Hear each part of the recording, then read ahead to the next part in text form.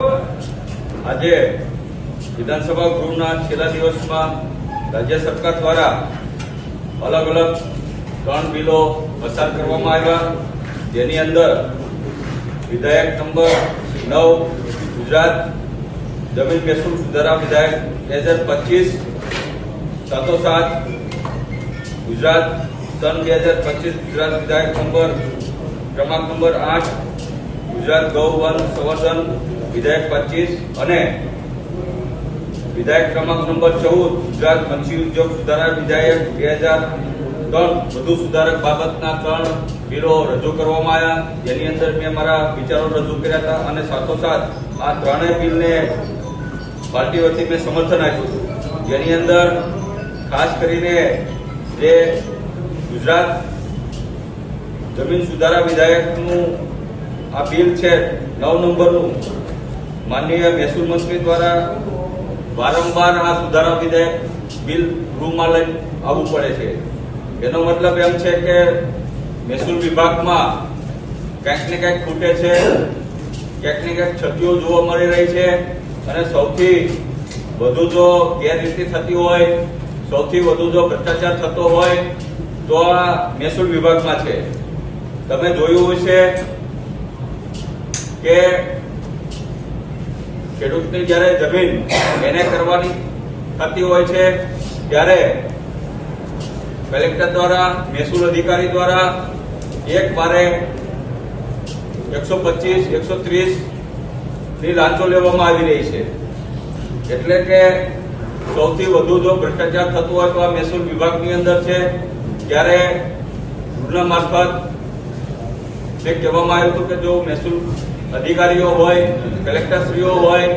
મોટા ભાગની લાંચોના રૂપિયા દુબઈ છે, વિદેશોમાં મોકલાવે છે, મોટા મોટા મોલો બનાવ્યા છે, હોટલો એની માલિકીની ધરાવે છે. સાથોસાથ આ મહેસૂલ સુધારા વિધેયક માનનીય મંત્રીશ્રી દ્વારા જે લાવવામાં આવ્યું છે એનો મુખ્ય હેતુ જે હતો કે ભાઈ બિન ખેતી કર્યા વગરની જમીનમાં પણ જેને મકાનો બનાવ્યા હોય, જેને બાંધકામ કર્યું હોય તેને પણ રેગ્યુલર કરવાનું છે. તો આમાં મેં સૂચનો આપ્યા હતા, તો પછી બિન ખેતી કરવાનો કોઈ મતલબ જ નહીં રહે. જો રાજ્ય સરકાર આ બિલમાં સુધારો નહીં કરે તો વગર એને કરેલા જે મકાનો જે છે એ ખેતીની જમીનમાં કોઈ મકાનો બાંધ્યા હોય, ફેક્ટરીઓ બાંધી હોય કે પછી સરકારી જમીનમાં કોઈ મકાનો બાંધ્યા હોય, ગૌચરોમાં મકાનો બાંધ્યા હોય તો એને રેગ્યુલર કરવા માટેનું આ બિલ છે. તો એમાં સુધારો કરવાનું મેં સૂચનો આપ્યા હતા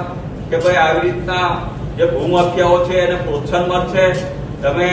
વગર એને કરેલા મકાનો હોય, સોસાયટીઓ હોય એને તમે ઇનપુટ ફી લઈ એને રેગ્યુલર કરશો તો પછી આવા જે ભૂમાફિયાઓ દ્વારા જે બિનકાયદેસર ગુજરાતની અંદર જે મકાનો બાંધવામાં આવ્યા છે, જે બાંધકામ કરવામાં આવ્યું છે તેને પ્રોત્સાહન મળશે. એટલે આની અંદર મેં સૂચનો કર્યા છે કે ભાઈ આને આમાં નિયમોમાં ફેરફાર કરવામાં આવે. માત્ર ને માત્ર અમુક વિસ્તારના ફાયદો કરવા માટે થઈને આ સુધારા વિધેયક લાવ્યા છે. સાથોસાથ આમાં મેં ઘણા બધા સૂચનો પણ કરેલા છે. જે કલેક્ટરો ગ્રીન ઝોનની જમીનો હોય, ઔદ્યોગિક ઝોનની જમીનો હોય, ખાસ કરીને બોટાદની વાત કરું તો બોટાદમાં ગ્રીન ઝોન, ઉદ્યોગ ઝોનની જમીનો બોટાદ કલેક્ટર દ્વારા મસ્ત મોટી લાંચો લઈ અને છેલ્લા 2 વર્ષની અંદર 238 જેટલા એને મંજૂરી આપવામાં આવી, ખૂબ મોટી લાંચો લેવામાં આવી છે. ત્યારે રાજ્ય સરકારનું મીડિયાના મારફત અને ગૃહના મારફત મેં ધ્યાન દોરવા માંગુ છું કે ભાઈ આવા જે લાંચખોરો કલેક્ટરો હોય,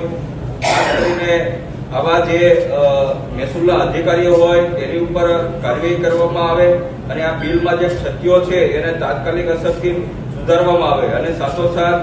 આજે માનનીય મંત્રી, કૃષિ મંત્રી દ્વારા 2 વિધેયક પસાર કરવામાં આવ્યા હતા.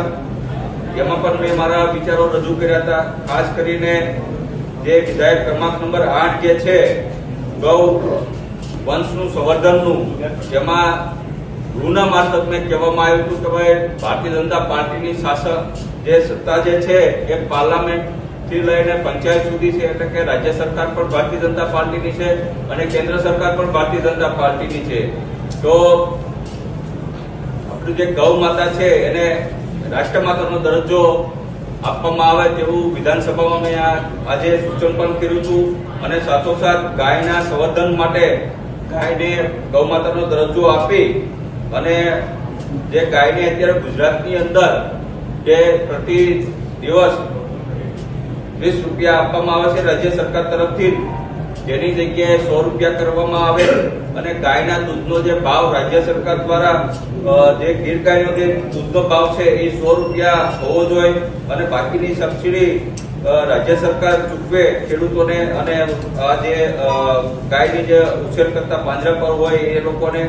એવી મેં એક સૂચન કર્યું હતું. અને સાથોસાથ મચ્છી ઉદ્યોગ જ્યારે બિલ લઈને આવ્યા મંત્રીશ્રી, બિલ નંબર 14, એમાં પણ મેં મારા સૂચનો આપ્યા હતા કે ગુજરાતમાં જે 1600 કિલોમીટર જેટલો ગુજરાતનો દરિયા કિનારો છે અને 1600 કિલોમીટર દરિયા કિનારો હોવા છતાં છેલ્લા 5 વર્ષની અંદર 20% જેટલો ઘટાડો મચ્છી ઉદ્યોગમાં જોવા મળ્યો છે. આપણી ગુજરાતની જે માછલીઓ જે છે એ વિદેશોમાં એક્સપોર્ટ થાય છે, ખાસ કરીને જાપાનમાં વધુ માંગ છે, વિયેતનામમાં છે, ચીનમાં છે, એટલે કે ગુજરાતની માછલીઓની વિદેશોમાં ખૂબ માંગ છે. પણ તમે જોયું છે કે ગુજરાતનો જે દરિયાકાંઠો દરિયા છે, ખાસ કરીને ખાડી વિસ્તાર જે છે તેમાં ઉદ્યોગ કેમિકલ વાળું પાણી દરિયાની અંદર છોડવામાં આવે છે, જેથી કરી જે માછીમારોને જે માછલીઓ કિનારા ઉપર મળતી હતી એની જગ્યાએ અત્યારે માછલીઓ દરિયાની વચ્ચે અને માછીમારો કરવા જવું પડી રહ્યું છે. એટલે કે માછલીઓનું પ્રમાણ ઓછું ગુજરાતના દરિયાકાંઠે જોવા મળે છે. જેના કારણે તમે જોયું છે કે જ્યારે આપણો ગુજરાતનો માછીમાર